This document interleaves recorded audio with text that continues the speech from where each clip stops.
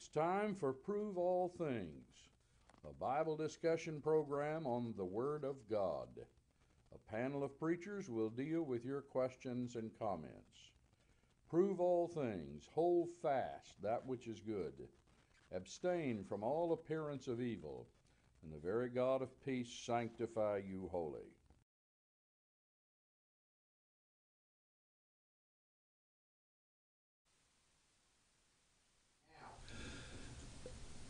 Hello, ladies and gentlemen. It's a pleasure to be with you again tonight. It's a hot day here in Indianapolis. Jeff Asher is our guest, one of our guests tonight, and he's down in he's the sage of Nacogdoches, Texas, down in the piney woods. I bet it's hot down there, isn't it? It's all relative. Relatively hot down there, isn't it? Yeah. Compared to what? Yeah, it's hot. Oh my. What's the humidity down there? Everybody talks about the humidity up here. High.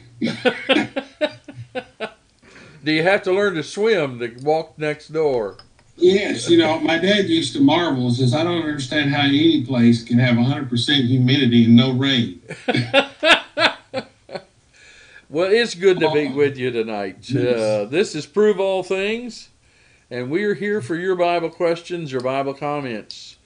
And it's real easy for you to get through to us. We'd like to hear from you. We are on two platforms. We're on YouTube, and there's a button somewhere on your screen there that says chat. If you'll click that button, you'll be able to type out whatever you want to say, and we'll get you on the air with it just as quickly as we can. We're also on Facebook Live, and everybody knows how to comment on Facebook. All you've got to do is comment. We'd appreciate it if you'd share the program with your friends and maybe like us so we can kind of spread out the word. Maybe a few more people might be tuning in. But this program is brought to you by the High School Road Church of Christ, 3103 North High School Road in Indianapolis, Indiana. You can also dial us on the telephone, and that number is 317-257-3000. 317-257-3000. My mother, who somehow prides herself on having been born in the South, says us Northerners, or I don't know if I'm a Northerner or not, I guess I've lived up here a long time, she says we talk too fast and she can't understand us. So slowly, it's 317-257-3000. And we'd like to hear from you. On my right over here, Brother Jeff Asher, who is from Nacogdoches, Texas, and is a good Bible student, and we always appreciate seeing you. How are you doing? Thank you. I'm very well, thank you. Well, good. On my left over here, this is my left hand, right, and is Alan McKee. Hi, John. Who has been transportationally challenged today. I think your car didn't start this morning very well. It was a near thing my being here tonight. It was a near thing. Your wife told me she had to drive you to work. Alan's wife works for me. And that I couldn't get you on the program tonight if I didn't fix your car. She said, we're going to have to fix it tonight. So. Well, that's probably the case that what would have been, because Yes. I'm going to have wheels tomorrow. Okay.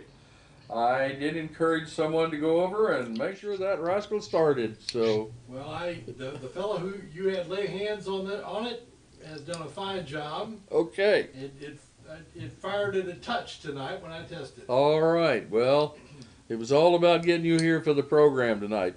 Let me say this. We have, most of you who listen to the program regularly know that we've had a fairly long-running gun battle with a group of people who describe themselves as preterists.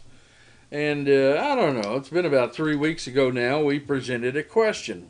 What we get from some of these preterists, a couple of them call us from time to time. One of them is a sort of Indianapolis preacher here, and the other, I don't know where he is or what he's from, but anyway, they write and ask questions constantly. Well, we do the best we can to answer their questions, but in the course of answering one of them, we sort of made a demand that they needed to answer one of our questions. So about 3 weeks ago, we asked this question, simple question. I quoted Ephesians 4, verses 3 through 6, endeavoring to keep the unity of the Spirit and the bond of peace. There's one hope, one body, one Spirit, even as you're called in one hope of your calling. One Lord, one faith, one baptism, one God and Father of all, who is above all and through all and in you all. And I simply asked them, what is the one hope of a Christian? Simple question, isn't it? I would think any Christian ought to be able to answer that. Peter says, be ready to give an answer for everyone that asketh you of the hope that you have. Sanctify the Lord in your hearts. You know, it's over there in 1 Peter 3, I think. And be ready to give an answer for the hope that is in you. Well, what is that? What's the one hope of a Christian? Now, any preacher or somebody worth their salt ought to be doing it. But now, for 3 weeks now, we've been asking that question. We told them we're not going to answer any other questions till you answer that one. And so far, nobody's called in to answer it. We did get a kind of a snarky comment. We usually get some snarky comments right on the tail end of the program. Most of those we block, so if you're looking for those comments, we've taken them off. The last one said something about we're going to convert a bunch of your members, and if you can convert them to error, welcome to them. But I try doing my best to try to teach them, and I hope you'll have some difficulty teaching them. We've offered you the opportunity of a public debate on this subject at the High School Road building. So if you're really interested in reaching the members of the High School Road Church, here it is. A week's debate, 2 hours each night, Monday, Tuesday, Thursday, Friday. Showed you the proposition several times. All you got to do is sign up for it. It's not a big deal. And we'll have an orderly discussion on this particular issue. We'll look forward to hearing from you. Engineer Dave, are you just waving, or have you got a comment? Okay. Somebody tell me. I got a comment on YouTube from a Mike. He says, since Jeff is in town, please tell him to challenge John Watson to a debate. Okay. Please, or better yet, take him to John's public place of worship with a set of propositions for John to sign. Mike says that. Mike says you should debate this guy. Jeff, you up to debating? Why should I debate him? I've never even heard him. Well, he doesn't even like me. Evidently doesn't like me. He says he doesn't like me because I went to his place with a set of propositions.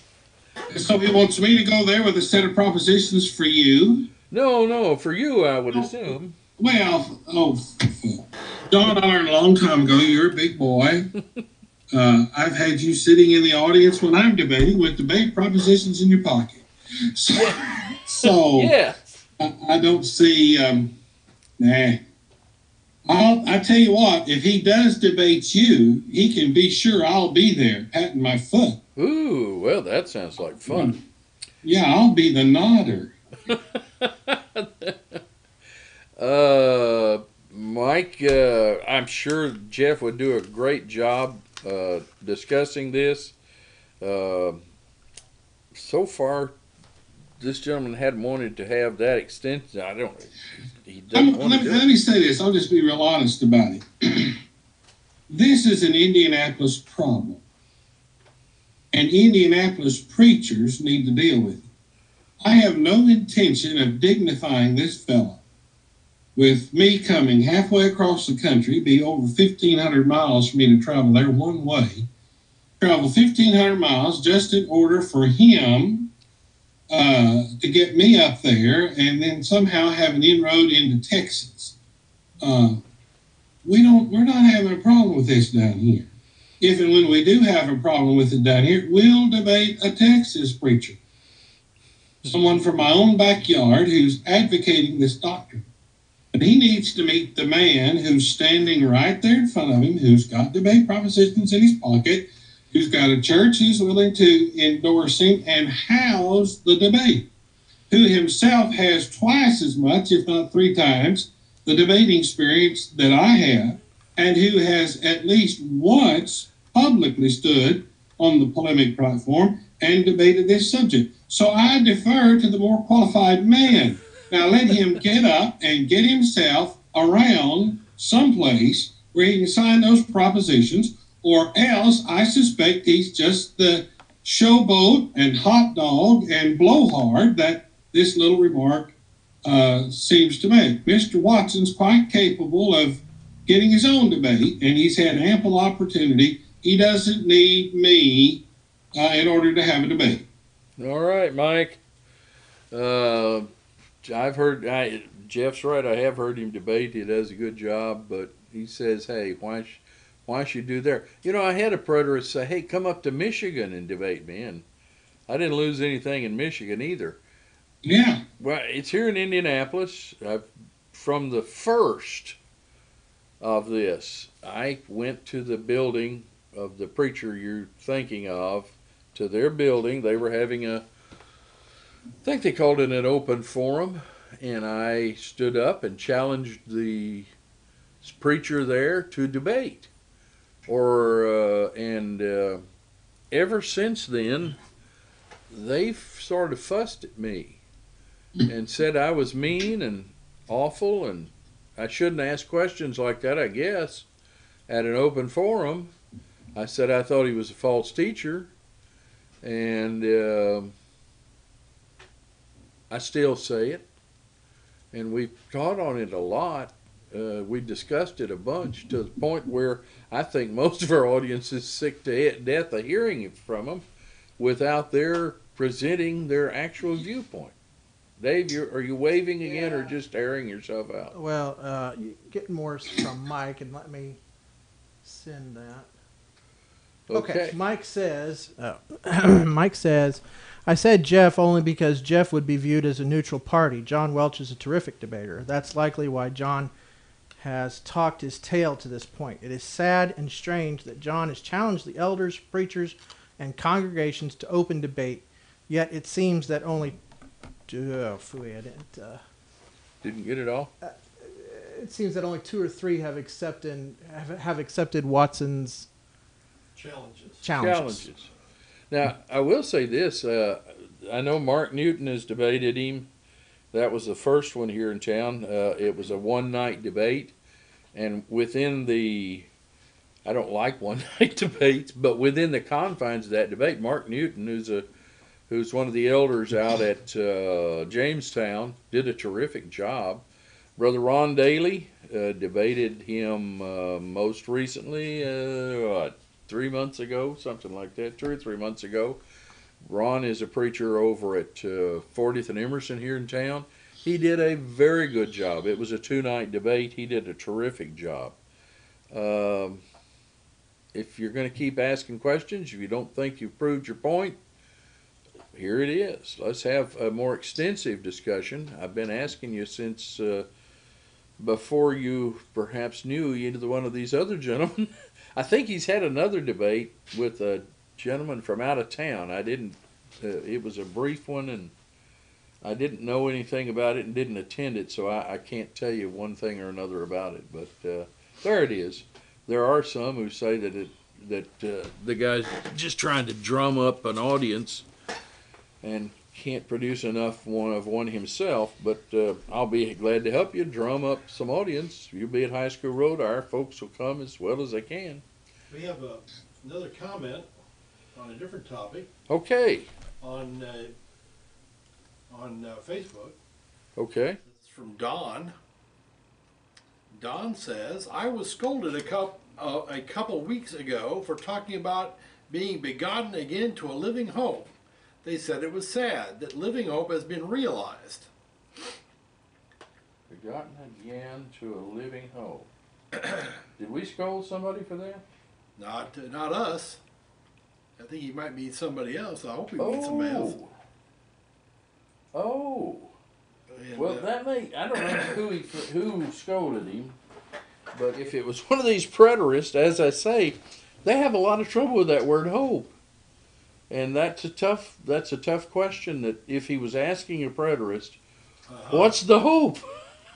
because he was saying we're begotten again unto a living hope, which is a quotation from the scriptures.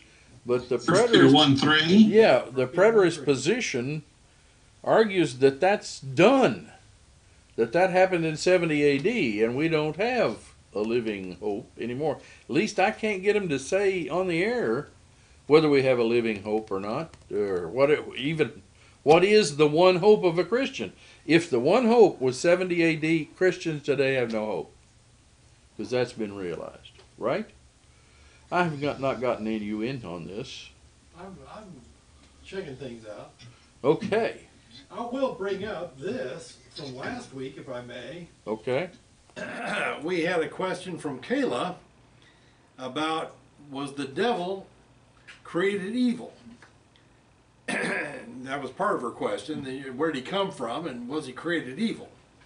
I believe was the full question, as I recall.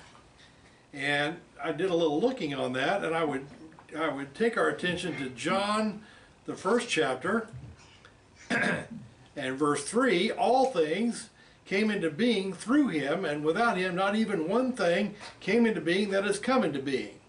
Speaking about Jesus. From that I would deduce then that Satan was created good and became evil. Apparently Satan, I would suggest, has a free will just as a human being has free will. And chose to rebel against God. Okay. Jeff, are you up on? If you're up on the devil, was the devil created evil? Am I up on the devil? Yes. I understood several times when he was up on me.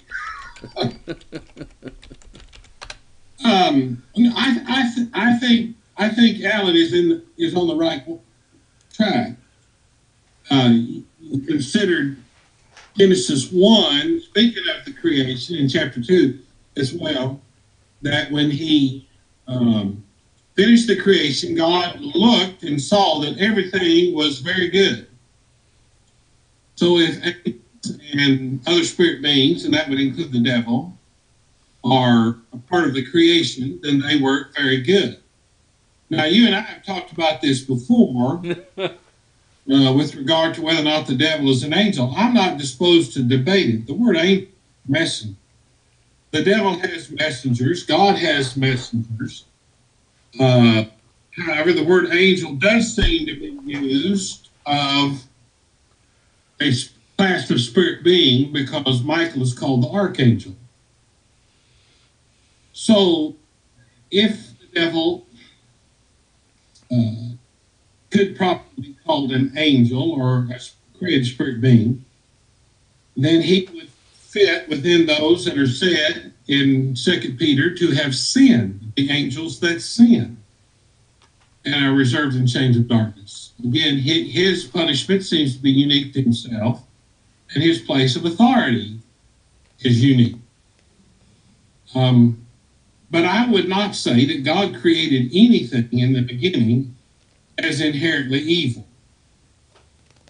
To say that is to create a contradiction that cannot be resolved. How can an infinitely good God create that which is evil?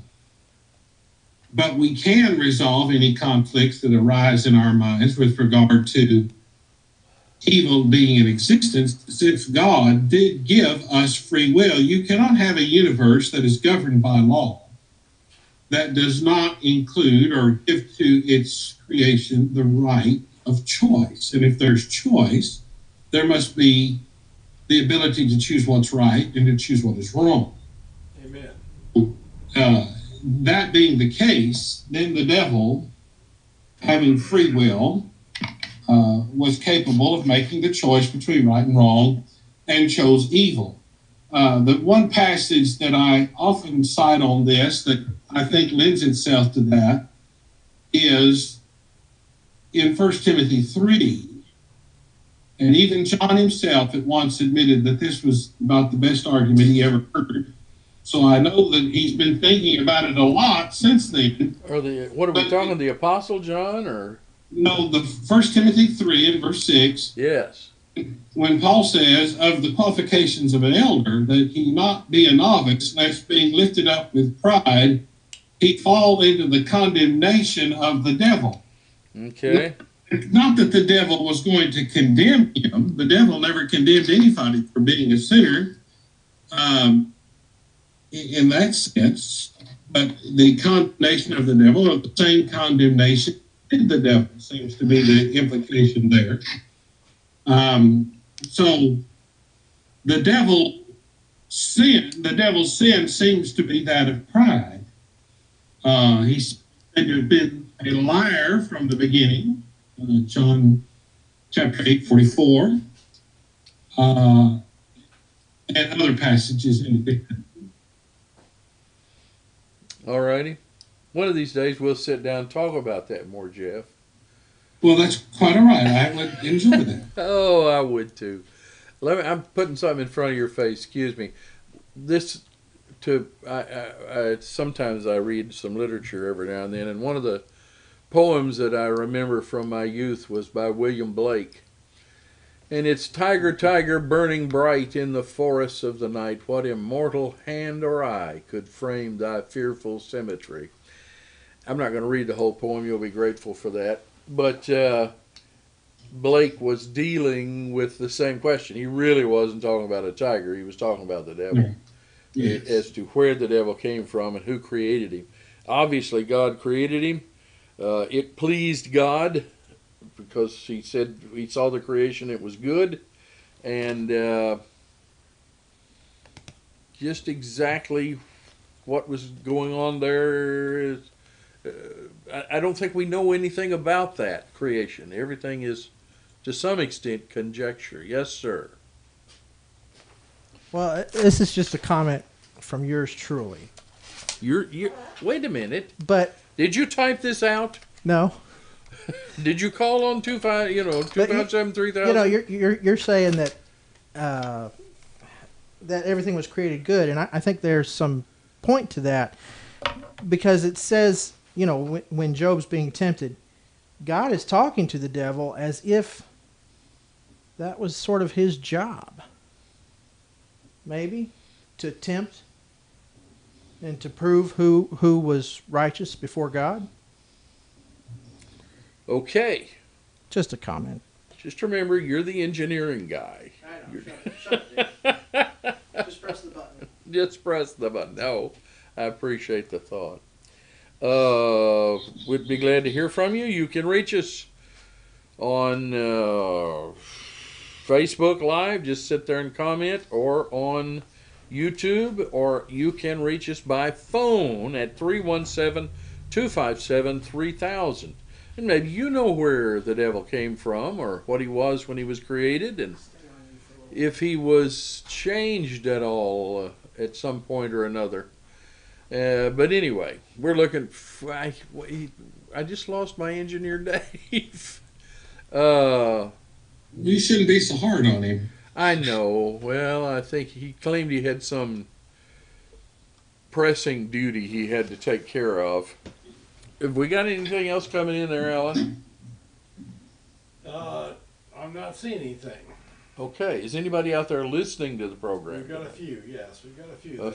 A precious few hovering around the outlets from their air conditioner, watching the program. Anyway, we've talked about those things. I'd like to go on. I think I can. I'm going to go on to a question off our phone bank, and we'll look forward to hearing from you. All you got to do is call us, and we'll go from there. Here we go. Every man born of woman is born in sin, shaped in iniquity, and come to the world speaking lies. That's the way God done it for all of us. And then we had to seek out our own salvation with fear and trembling. He made some vessels of honor and some vessels of dishonor. Jesus said no man can come to the Father except come to him except the Father draw him. Okay. And he said, I pray not for the world, but for those that thou hast given me out of the world. And I'll just listen to your comments. Thank you. Whew, that was 4 passages. Alan, you hadn't said much. Would you pick one of those and comment on it? Well, I'll take the one about vessel of honor and another vessel of dishonor. Okay, what's that talking about? I believe his reference here is in Romans 9 and verse 21. And the passage there says, does not the potter have power with the clay from the same lump to make one vessel to honor and another to dishonor? What if God, willing to show his wrath and to make his power known, endured with much long suffering the vessels of wrath fitted for destruction, and that he might make known the riches of his glory on the vessels of mercy, which he has prepared before, that he has before prepared to glory. So I'm guessing from this grasp on this passage, that this fellow might be taking sort of a predestination viewpoint, that God had decided from the beginning that there are going to be vessels of honor and vessels of dishonor, and if you're a vessel of honor, John, you're in, and there's nothing you can do about it to change God's mind, you're in. And Jeff, if you're a vessel of dishonor, why, sorry, there's nothing you can do to change that. You're just out of luck. The problem I think he has is if we look at another verse that's parallel, I think, to this, and this one's in 2 Timothy 2 and verse 21. I'll back up to verse 20. In a great house there are not only vessels of gold and silver, but also of wood and earth, and some to honor and some to dishonor. Therefore, if anyone purges himself from these, he shall be a vessel to honor, sanctified and useful to the master, prepared for every good work. But flee youthful lusts and fellow righteousness, faith, love, peace, and those who call upon the Lord out of a pure heart. That verse 21 there, especially, if anyone purges himself from these, he shall be a vessel to honor. So that kind of throws a cloud on that whole predestination idea, because it sounds like, wait a minute, there's something I can do to change myself into a vessel of honor or to become a vessel of honor. If I can purge myself from these, these I suspect goes back to the some of the things that Paul had discussed earlier on in verse 16, for example. Shun profane, vain babblings, for they increase to more ungodliness, and so forth. Again, it gives us the idea that, yes, there are vessels of honor, vessels of dishonor, but a man can so conduct his life so as to make himself a vessel of honor. All right. Jeff, do you have one of those passages you want to comment about? Well, he quoted, or he at least made reference to the phrase, he that is born of woman. And that's either Job 14:1 or Job 15:14. And again, it sounds as if he is making a predestinarian or a total depravity argument, that men are born inherently evil. Now, the passage in Job 14 says, man that is born of a woman is of few days and full of troubles. It didn't say he was born full of trouble. It said he was of a few days and full of trouble. He cometh forth like a flower and is cut down. So the passage does not assert that one is born guilty of sin. Likewise, the passage in Job 15, which really is the one that gives the fuller sense of which that phrase is used by Job. Of course, he's talking about the world in which he lives. The man there that is born of woman, and Job questions whether or not he is righteous. He says, what is man that he should be clean, and he which is born of a woman that he should be righteous? The man of whom he's speaking is identified in the previous verses, beginning at verse 11. Are the consolations of God small with thee? Is there any secret thing with thee? Why doth thine heart carry thee away, and what do thy eyes wink at? Thou that turnest thy spirit against God, and lettest such words go out of thy mouth, what is man? that he should be clean. So the man he's talking about is the man who has forsaken God, the man who's left God. Neither of those passages in their context are intended to convey the idea that a man is born totally depraved or without any ability to do the will of God, or that he bears the guilt of father or mother, which the scriptures clearly teach that the guilt of the father shall not be transmitted to the son. So if that was the thought that the caller was trying to convey, he's missing the point. However, he is correct in talking about the universality of sin. In Romans 3, clearly says that all have sinned and fallen short of the glory of God. What Adam brought into the world was the occasion of sin. And he unleashed within the human race, or within his fellow men, the influence of Satan, temptation and deceit, lies and false doctrine, and then again having that free choice of which we spoke a few moments ago, must be able to discern between right and wrong, good and evil, and exercise their will accordingly. And what Job is lamenting, what Paul is affirming, and what you and I know by our own sad experience, is that we have been deceived. And like Eve, we have fallen away from God. We have cursed God. We have sinned against God. And therefore we are of those who are born of woman that are not righteous. But it's not because we were born that way. It's not because we had no choice. But it's because indeed we did choose to sin and forsake our God. Well, this fellow also, he kind of mashed up about 4 or 5 verses there in order to accomplish running them together. One of them he was sort of quoting was Psalms 51:5, which says, "Behold, I was brought forth in iniquity." What am I quoting? American Standard. "Behold, I was brought forth in iniquity, and in sin did my mother conceive me. Behold, thou desirest truth in the inward parts, and in the hidden parts thou wilt make me to know wisdom." This passage is not saying that he was a sinner from birth necessarily. It's saying he was brought forth into a world filled with sin, and it had its influence on him from the time he was born. His mother had brought him into a world like that. We're all brought into a world filled with sin, and it is an influence on us from the very early ages. He also, in this mashup of verses, was quoting another passage, which I'm going to find here in a minute. And that is, no, that's not the one I was looking for. Phooey. What was the phrase that you're looking for? Oh, it's another one there in Psalms, and I've thought I had it here in my notes, but I've misplaced it, which I does that occasionally. It's becoming more frequent, isn't it? Yes, it is. As a matter of fact,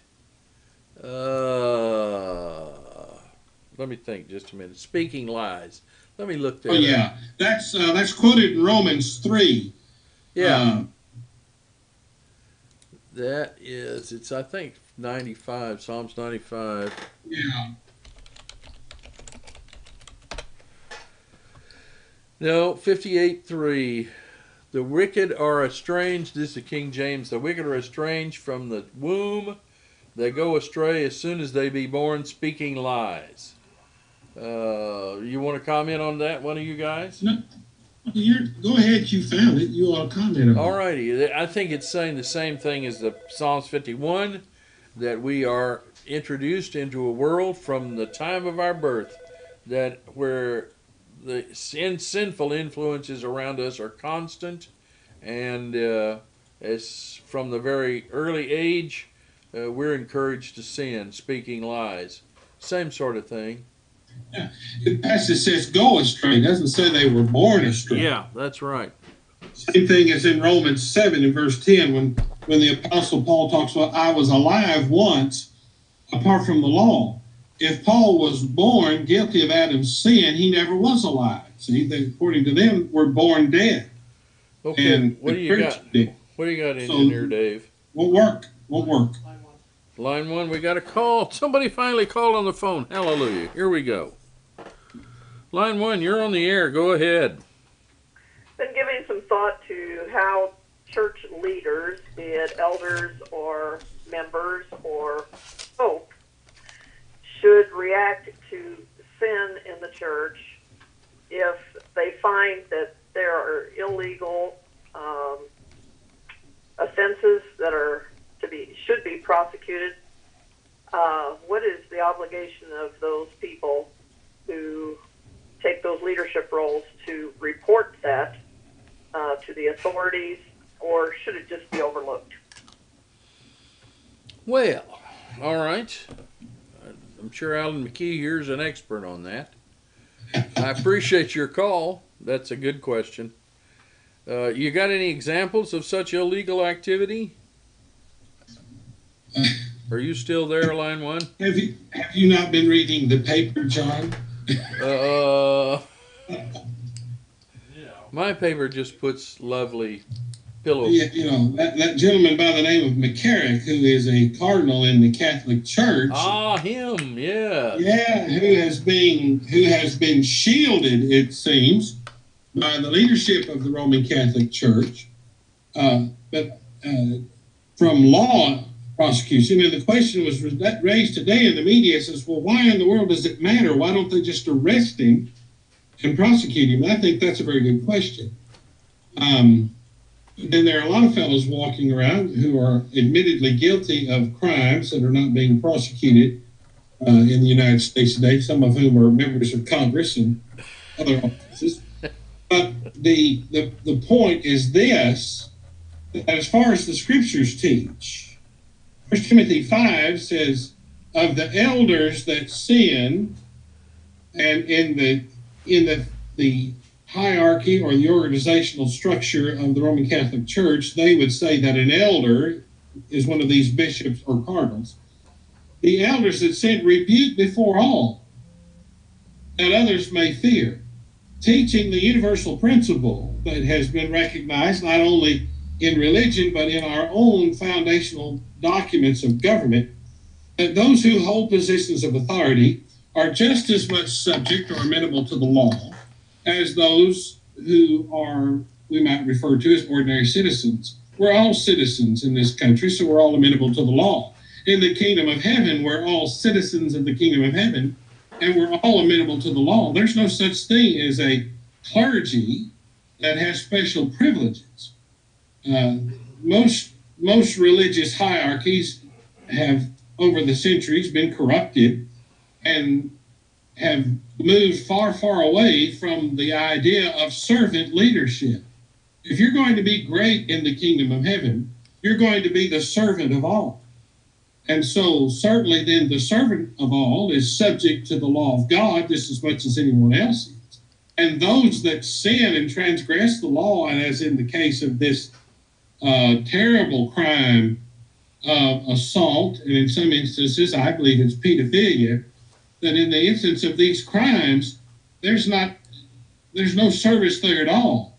There's the classic example of the shepherds of the flock fleecing the flock and devouring the flock, of which Ezekiel spoke in the 34th chapter, excuse me. 2 Peter 3, or 2 Peter 2. Alan, what about this? She mentioned the idea of sins and illegal offenses. Not all things that you and I would refer to as sins are illegal offenses. Right. So how should you deal with it? Somebody comes to you, you are an elder of the church, and says, I committed this crime, I'm really sorry about it, I repent of it, I restore threefold or whatever. What do you do? I'm looking at, I turned to Acts 20 with an idea on this, as Paul there is discussing with the elders from Ephesus. And he says, I know this, that after my departure, grievous wolves shall enter in among you, not sparing the flock. Also men shall rise from your own selves, speaking perverse things in order to draw disciples away after them. Therefore watch And remember that for the time of 3 years I did not cease to warn everyone night and day with tears. That phrase there of therefore watch, that's just not merely being an observer, that's being a watchman. And I would take from that the injunction from Paul that there's therefore a responsibility on my part to do what is best for the church.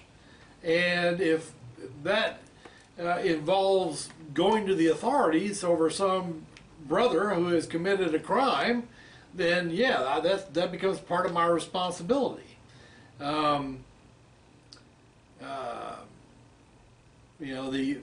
Over in the book of Romans, we're told that we're to have respect for the authority, we're to have respect for the law of the land, and that the authorities do not bear the sword in vain. So they have a role to play as well. And for the elder to circumvent that authority by refusing to speak about what he knows is contrary, I think, to the will of God. Well, Jim, let me pose another one to you. Maybe hopefully it's a little closer to home, not your home, but we might see these things more literally in the Lord's church. Let's say there's a man and woman, a man and wife, and the wife comes to you and she's got a black eye and maybe a broken arm, and her husband abused her. But he comes and says he was terribly sorry, he lost his temper, and the wife says, please forgive him, I've forgiven him, and so forth. Do you turn him in to the police? Right, in that case, as you describe it, or as I understand your description of it, I'm not a witness to anything. And therefore I have no standing to make a charge against him. She has to make a charge against him. If she won't charge him, he can't be arrested. You know that the nurses in the hospital and the doctors, if they see a case like that, they have to turn it over. Yeah, they are, and I don't really know what the law says about. And I would have to think about that myself. I know that in the case of child abuse, I have a legal obligation to do that. Okay. Under the law of Texas, I have a legal obligation as a minister of the gospel. Okay. I do not know if I have a legal obligation. I'll have to check that. But I don't think I can, because it's oftentimes the case that in domestic abuse, in some instances, those charges are not brought if the woman is not willing to prosecute. I just don't know the legal ramifications of that. I would tell her she ought to turn him over to the law and let them do with him what they will. I know of a case recently where a son struck his father more than once and severely, and his father turned him over to the law, and he spent 6 months in jail. And they have since then, I think, reconciled most of their differences. I think what's important here is what Paul says in Acts 25:11. When describing himself, he says, if I be an offender or have committed anything worthy of death, I refuse not to die. But if I have done none of these things where if they accuse me, no man may deliver me unto them. I appeal unto Caesar. What Paul is saying is that the consequences of my actions do not, I don't escape those, though I may be in a right relationship with God. And what people don't recognize that. Fellow commits a crime, the brethren can forgive him, God will forgive him, those whom he has offended may forgive him, and the law may say, no, you're going to jail. And he goes to jail. In the case of these child abusers or these predators, these sexual predators who are hiding within the organization of religious denominations, and some of them have hidden, I will admit, within the confines of churches of Christ, and have sought to escape the consequences, I think they should have to suffer the consequences. And I'd turn them over. I don't have a problem with that at all. Doesn't bother me one bit. I don't think forgiveness, God's grace, does not mean I don't have to suffer the consequences for my actions. You know, And that's the whole point. well, one of the things I've seen, it's not a crime, unfortunately, is maybe a preacher who has a sexual relationship with a woman who's not his wife. Mm-hmm. And I've seen an awful lot in churches where those men just kind of say sorry about that and go on preaching. And oh yeah, and a fellow like that ought to be exposed. The first thing wrong there is that the principle of public accountability for men in office, whether it's the office of elder or, in this sense, I believe being a preacher is an office. In that sense, it's a function. Those who hold those functions, they have the accountability. And for a man to do that, to pray, P-R-E-Y, on the members of the church, the women, the children, and then be shuffled off to Buffalo, so to speak, under cover of darkness, it's a greater sin on the part of the men who facilitate that than the fellow who did it in some instances. Because they send that fellow down the road to do it again and again and again because they're too weak in their character to confront that man and expose him and discipline him and make him suffer the consequences of his actions. A few years ago, we had a fellow here in the East Texas area who was a preacher who was abusing his own granddaughter. And that had been going on for years, and finally it was exposed. And he'd been covering it up, and some had been helping him cover it up. And when it was all over, the church was destroyed. The thing had to disband, and the members had to sell the building. And that fellow went to prison just like he ought to have gone to prison. But the sad thing about it is that his wife had to suffer. The granddaughter suffered for all manner of things. But his wife, that sorry rascal, I don't mind saying it, that sorry rascal took all his money, what little of it he had, to defend himself, and left her with nothing. That's shameful, absolutely shameful. Fortunately, the brethren helped her, but the reality is that's the kind of thing that some of these scoundrels will do.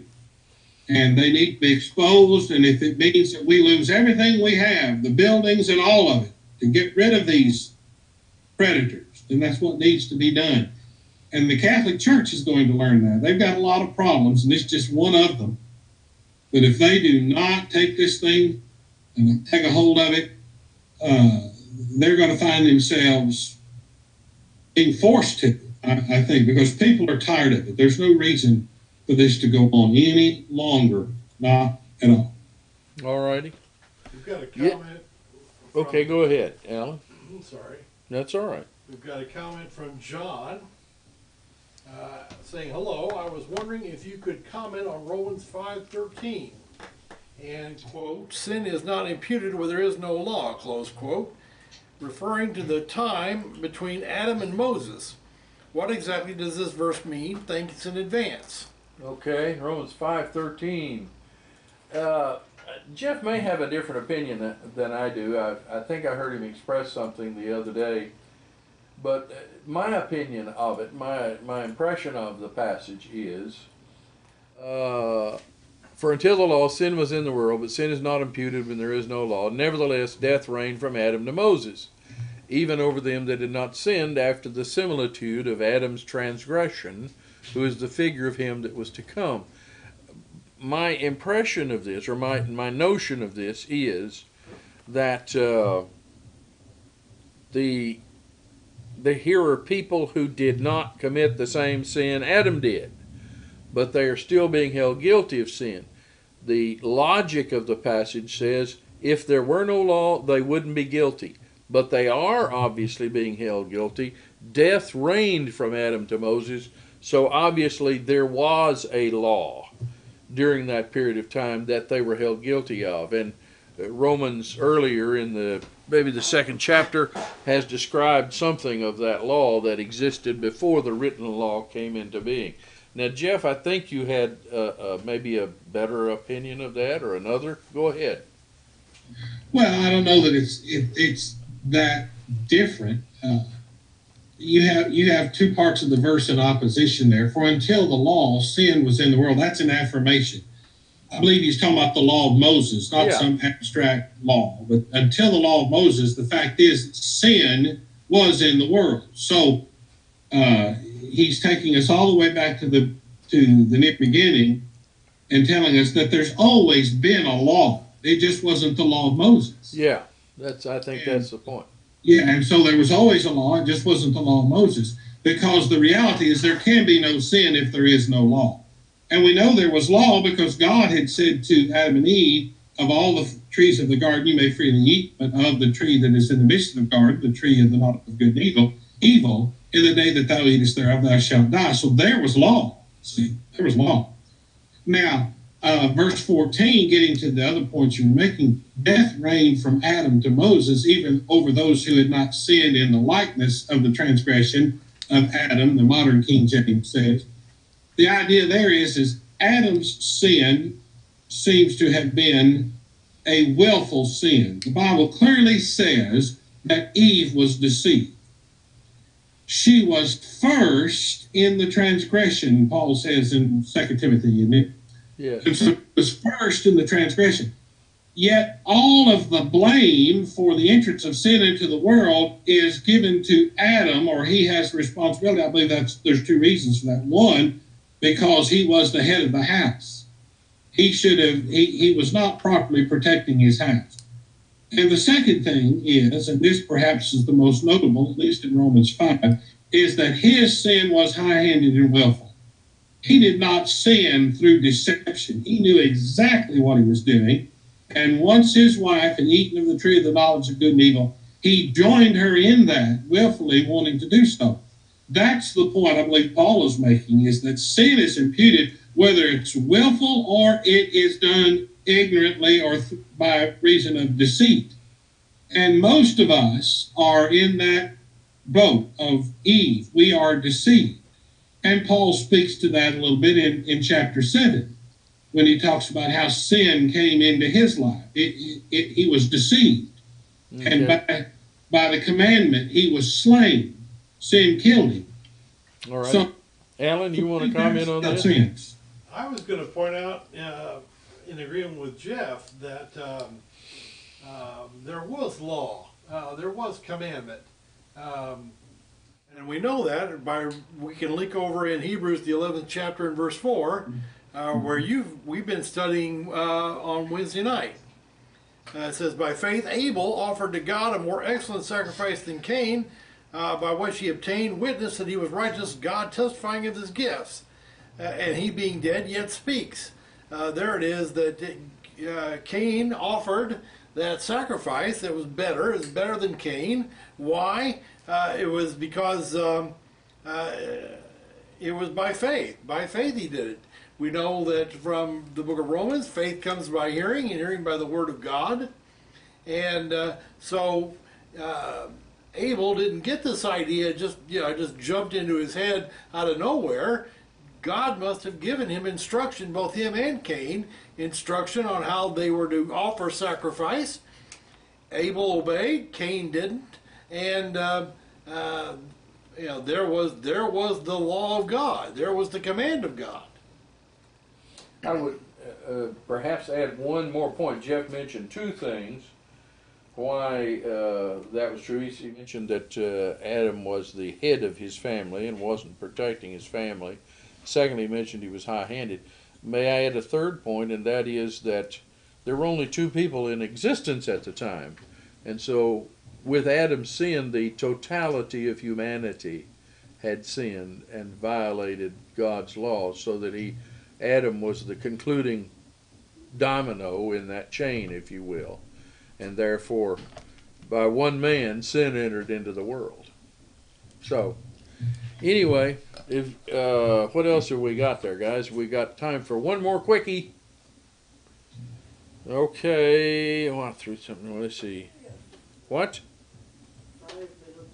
5 minutos. I got 5 minutos. What about? Let's see. I'm going back to that recorded question. He mashed up a bunch of passages.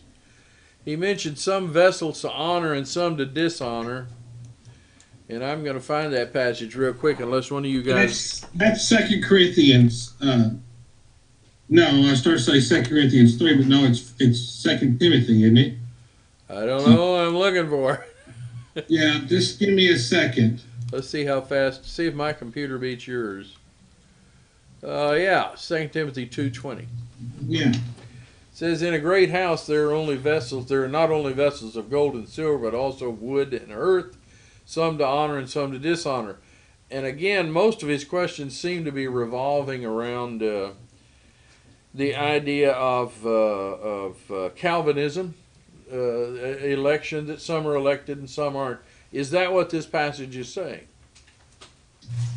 No, again, he's still talking about choice. Because verse 21 does go on to say, "If a man purge himself from these." According to the doctrine of universal condemnation, a man can't purge himself. Yeah. In other words, he was created that way. If this is the way God made me, how would I change it? But verse 21 says that I can purge myself from it, and thereby be a vessel unto honor, sanctified and meet for the master's use, prepared unto every good work. How would I purge myself? Would it by being faithful and obedient to God's commands, and to the cleansing that Jesus has offered us through his blood?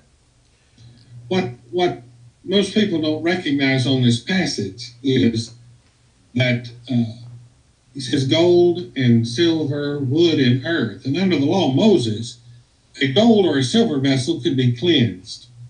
An earthen vessel would have, if it became dirty, would have to be destroyed. But it was clean to start with. It could be an earthen vessel and be clean. It could be a wooden vessel and be clean. But it became unclean, and then it would be destroyed. And so Paul is just simply talking about the fact that some can be defiled. The gold or the silver could be defiled, but it could be cleansed. And so that's the point. Seek to be cleansed. All righty. Jeff, we have a couple minutes. Tell everybody where you're worshiping and so forth down in Texas, in case they wind up there in Nacogdoches, Texas.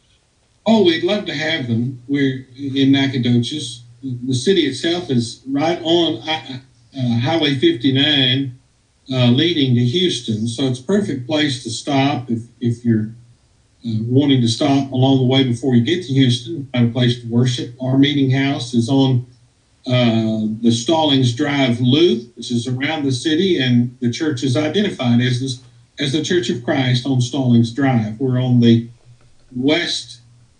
east side of that loop as you come in on 59 or 259 into the city.